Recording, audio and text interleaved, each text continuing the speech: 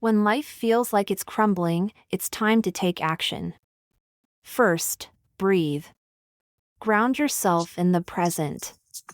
Next, write down your feelings. Putting pen to paper can clarify your thoughts. Then, reach out to someone you trust. Sharing your burden can lighten the load. Get moving! Exercise releases endorphins, boosting your mood. Try a new hobby. Creativity can spark joy. Set small, achievable goals to regain a sense of control. Declutter your space. A tidy environment can clear your mind. Practice gratitude. Focus on what you have, not what you lack.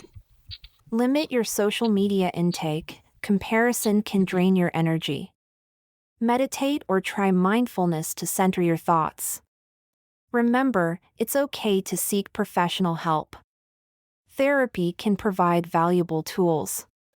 Surround yourself with positivity. Uplifting people can inspire resilience. Finally, embrace the chaos. Sometimes, falling apart is the first step to rebuilding something stronger. You've got this.